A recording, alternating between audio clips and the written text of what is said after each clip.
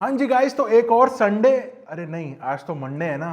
तो मैंने क्या किया कि हर वीक हम लोग संडे को ये संडे समाचार डाल रहे थे, तो काफी लोगों ने ये बताया, डीएम करके बताया कि भाई उनके पास पहुंच ही नहीं रही है नोटिफिकेशंस। एंड इनफैक्ट बहुत सारे लोगों को तो यही नहीं पता कि हमने संडे स्पेशल का एक वीडियो स्टार्ट भी करा है। तो एज एन एक्सपेरिमेंट ये मंडे का वीडियो बना रहे हैं हम, एंड देखते हैं कि इस बार कितने लोगों तक ये बात पहुंचती है।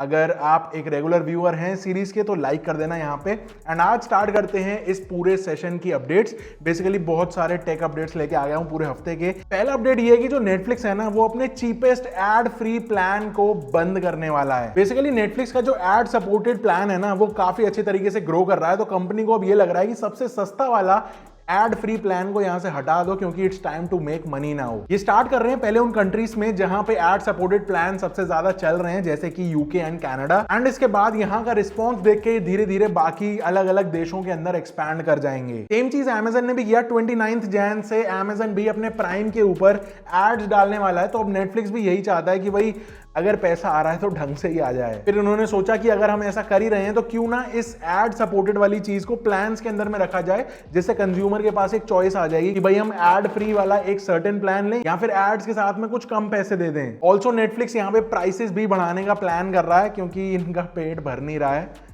पहले इंडिया वाले परेशान है भाई, नेटफ्लिक्स ऐसे हवा बना के चलता है यहाँ पे। लेकिन अब ये सोच रहे हैं कि भाई सर्विस क्वालिटी और कंटेंट के अंदर जितना इन्वेस्ट करना है इन लोगों को, उस हिसाब से प्राइस पूरा नहीं पड़ रहा है, तो थोड़ा सा पैसा और बढ़ा दिया जाए। आपका क्या ओपिनियन है वैसे नेटफ्लिक्स पे? अभी आप पेड प्लान पे हो या फिर टेलीग्राम बाजी चल रही है? नीचे कमेंट करके बता देना। एंड अगर इन नियर फ्यूचर ये नेटफ्लिक्स अपने प्राइसेस और ज्यादा इंक्रीज करता है, तो मुझे ऐसा लगता है कि इंडियन मार्केट से तो ये कहीं हाथ ही ना धो बैठे पूरी तरीके से। क्यों? अगली अपडेट है टेक कंपनीज की तरफ से, एंड ये अपना वर्कफोर्स ना बहुत ही तेजी से कम कर रही है 2024 में भी। स्टार्ट करते हैं ईबे से। ईबे ने रिसेंटली अनाउंस किया कि अपनी वर्कफोर्स का 9%, मतलब 9% एम्प्लॉइज ये लोग हटा देंगे। एंड ऐसा बता रहे हैं कि इनके इंटरनल एक्सपर्ट्स का ऐसा कहना है कि ये करना बहुत जरूरी है अगर कंपनी को आगे ग्रो करना है तो, और ये ढंग से प्रॉफिटेबल लेके चलना है तो। अब ये 9% इनका कितना आ रहा है? अप्रोक्सीमेटली 1000 लोग। इवन ईबे ही नहीं, गूगल भी, यानी सीईओ सुंदर पिचाई ने भी ये दोबारा से अनाउंस किया कि एआई के साथ कंपीट करना है इनको, माइक्रोसॉफ्ट वाले एआई के साथ। एंड उसके लिए अब ये बहुत तेजी से काम करना स्टार्ट कर दिया है, विच ऑल्सो मीन्स इस साल भी पिछले साल की तरह ये लोग और ज्यादा जॉब्स को कट करेंगे। जिसको नहीं पता, लास्ट ईयर गूगल ने अपने पूरे वर्कफोर्स में से 12,000 एम्प्लॉइज को निकाल दिया था।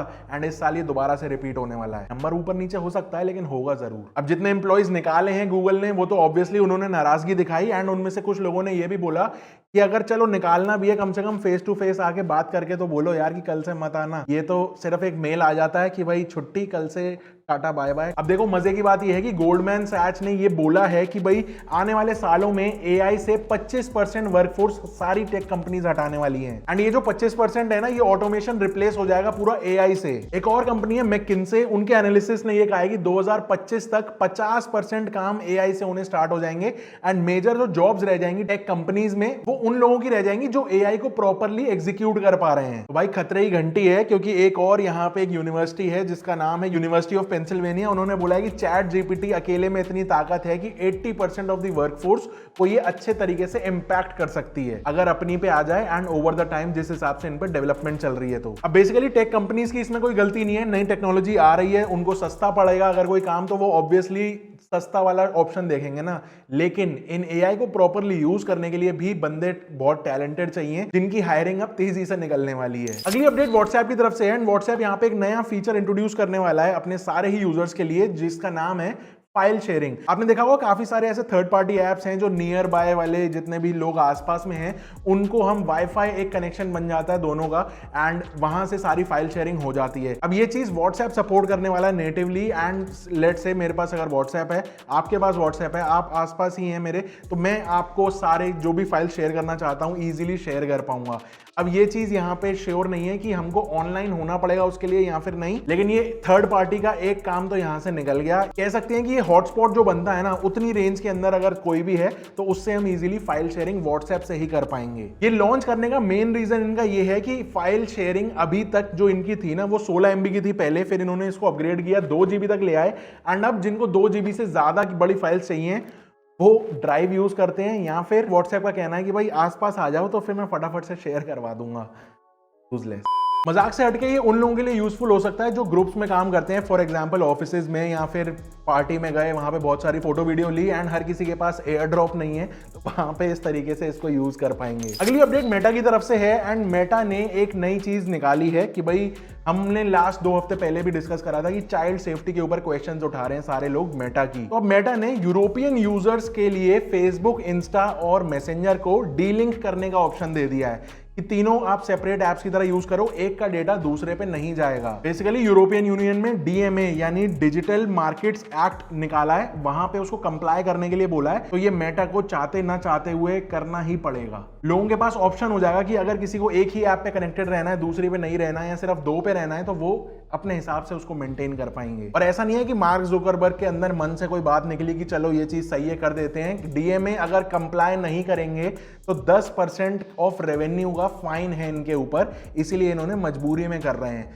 तो भाई अगर इंडिया भी ऐसा ही कोई फाइन वाइन लगा दे इन कंपनीज के ऊपर, तो यहाँ पे भी कुछ प्राइवेसी थोड़ी सी बेटर हो सकती है। ऑल्सो इस डीएमआई को कंप्लाई करने के लिए बहुत सारे लोगों को नहीं पता होगा, एप्पल के आईफोन्स के अंदर भी आप थर्ड पार्टी एप्स को इंस्टॉल कर पाओगे जस्ट लाइक एंड्रॉइड। मतलब iPhone is the new Android and ये 7 मार्च से थर्ड पार्टी एप्स वहां के आईफोन्स पे चलनी स्टार्ट हो जाएंगी। एपिक गेम्स जैसी एप्स यहाँ पे इंस्टॉल होने स्टार्ट हो जाएंगी और फिर फोर्टनाइट भी खेल पाएंगे सारे iOS यूजर्स। अगली अपडेट गूगल मैसेजेस की तरफ से है एंड यहाँ पे एक नया अपडेट आने वाला है जिसके अंदर आप फोटो के साथ में कैप्शन लिख के नीचे भेज पाओगे मैसेजेस में। अब पहले ही ऑप्शन नहीं था, अभी के लिए इमेज और टेक्स्ट आरसीएस के थ्रू अलग अलग जाता था, लेकिन अब फोटो के साथ में ही कैप्शन ऐड होके गूगल मैसेजेस पे सपोर्ट कर दिया है। गूगल ने ऑल्सो यहाँ पे कुछ जनरेटिव एआई फीचर्स निकाले हैं अपने क्रोम ब्राउजर के लिए, जिसको यूज करके यूजर जो है ना क्रोम थीम्स एंड टैब्स को इजीली मैनेज कर पाएंगे। अगर फीचर्स के बारे में बात करूं तो यहाँ पे tab organiser, custom themes and writing help भी इंक्लूड हो गई है। अभी के लिए ये फीचर्स यूएस में अवेलेबल हो गए हैं, धीरे धीरे एक्सपैंड कर जाएगा और इंडिया में आते ही आपको फिर से अपडेट मिल जाएगा। अगली अपडेट एप्पल की तरफ से। आपको पता होगा एप्पल और मसीमो की तगड़ी लड़ाई चल रही थी, लास्ट 2 हफ्ते पहले भी हमने ये बताया था। अब मसीमो ने एक नई अपनी स्मार्ट वॉच निकाली है जिसका नाम रखा है फ्रीडम स्मार्ट वॉच एंड अलग से वहां पे कोड कर रहे हैं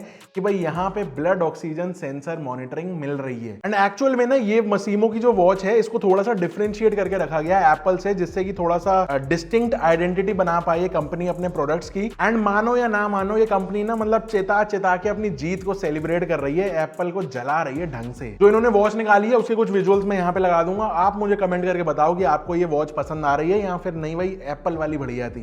जो भी लगता हो नीचे कमेंट करके बताओ। अगली अपडेट ओपन एआई की तरफ से है एंड ओपन एआई ने जो चैट जीपीटी को जीपीटी टर्बो पे अपग्रेड करा है, उस रिगार्ड में यूजर्स ने काफी सारे कंप्लेंट्स करे हैं कि भाई ये जो टर्बो वाला सिस्टम है ना, ये इस एआई को ढंग से मतलब ना प्रॉपर्ली एग्जीक्यूट नहीं कर पा रहा, या फिर जितने भी सारे हम टास्क करने को कह रहे हैं वो इनकम्प्लीट रह जा रहे हैं। कह सकते हैं कि ये एआई को आलसी या फिर लेजी बना दे रहा है एंड ये प्रॉब्लम अभी के करंट वर्जन में तो है ही नहीं। अब ओपन एआई के हिसाब से अगर देखें तो यहाँ पे 70% जो GPT-4 के यूजर्स हैं वो पहुंच गए हैं जीपीटी टर्बो पे, क्योंकि जीपीटी टर्बो जो है ना वो इसका ज्यादा नॉलेज वाला मॉडल है। आप चैट जीपीटी सबसे ज्यादा कौन से कामों के लिए यूज कर रहे हो ये आप मुझे कमेंट करके बताओ। ऑल्सो ये भी बताओ कि यार क्या एक ऐसी वीडियो बनाए जिसके अंदर नए नए एआई टूल्स जो फ्री भी हैं या छोटा मोटा पेड वर्जन भी है, तो उनको यूज करके कैसे हम अपनी डेली लाइफ में बहुत सारे कामों को आसान कर सकते हैं। एक ऐसी वीडियो प्लान कर रहा हूं, तो आप नीचे कमेंट करके बताओ, उसके ऊपर भी एक वीडियो बढ़िया सी बना देते हैं। लगता है आज मेटा की तरफ से काफी सारी अपडेट्स हैं एंड आज की जो आखिरी अपडेट है वो भी मेटा की तरफ से है, क्योंकि इन्होंने फेसबुक और इंस्टाग्राम पे स्ट्रिक्ट मैसेजिंग सेटिंग्स यहां पे निकाल दी हैं स्पेशली टीन्स के लिए। आपको पता होगा लॉ मेकर्स एंड जो पेरेंट्स हैं वो काफी ज्यादा कंसर्न थे इस बारे में। फेसबुक के ऊपर काफी सारे केसेस भी चल रहे थे अलग अलग कोर्ट्स में कि भाई ये प्रॉफिट को ज्यादा मद्देनजर रखते हैं एंड चाइल्ड सेफ्टी को बहुत पीछे रखते हैं। तो इस रिगार्ड में अब फेसबुक ने क्या करा है कि टीन्स के जितने भी अकाउंट्स हैं ना उनके अंदर डायरेक्ट मैसेजिंग बंद कर रहे हैं ये लोग। बेसिकली अगर कोई उस टीन के फ्रेंड लिस्ट में नहीं है तो डायरेक्ट कोई भी मैसेज नहीं कर पाएगा। अगर कोई करना भी चाह रहा है तो पेरेंटल अप्रूवल यहाँ पे एक ऑप्शन दे दिया है जिसको ऑन किया जाएगा। पहले नोटिफिकेशन पेरेंट को जाएगी, अगर वो अप्रूव करते हैं तो ही मैसेज वो डायरेक्ट मैसेज में कम्युनिकेशन आगे बढ़ पाएगा। अब ये जो चेंजेस हैं ये मैसेंजर पर भी अप्लाई हो रहे हैं एंड ये जो सुपरविजन टूल्स हैं इंस्टाग्राम पर मार्च 22 से इन्होंने काम करना स्टार्ट कर दिया था। एंड एक फैक्ट की बात बताऊं, अक्टूबर 2023 से मेटा के ऊपर 30 स्टेट्स के अंदर अलग अलग जगह पे लॉ सूट्स चल रहे हैं सिर्फ इन्हीं रीजंस की वजह से। देखो आदत तो इनकी पुरानी है, ये बहुत पहले से ही इस तरीके के काम करते हुए आए हैं, कभी डेटा लीक, कभी डेटा बेच रहे हैं, कभी कुछ कर रहे हैं, कभी कुछ कर रहे हैं, तो ये हमेशा से ही हाईलाइट बने रहते हैं। एंड अब बस ऐसा लगता है कि लास्ट पीढ़ी चल रही है जो फेसबुक को यूज कर रही है, हमारे जो मॉम डैड वाली जो पीढ़ी चल रही है, इसके बाद सब लोग शिफ्ट हो गए इंस्टाग्राम पे। एंड अब फेसबुक बेसिकली सिर्फ एड्स रन करने के लिए ज्यादातर ब्रांड्स यूज करते हैं। अगर आप फेसबुक यूज करते हो तो बताना मुझे। एंड आज के इस वीडियो के अंदर इतना ही था। आई होप आपको पसंद आए हो सारे अपडेट। ये वीडियो की फ्रीक्वेंसी आप बताओ संडे की रखी जाए या फिर मंडे की, क्या आपके लिए बेहतर काम करता है, मुझे आप नीचे बताना जरूर, और उसी हिसाब से हम नेक्स्ट वीक के लिए प्लानिंग करना स्टार्ट कर देंगे। So I'll see you in the next one. Till then, stay safe, stay sarcastic, see ya, take care and goodbye.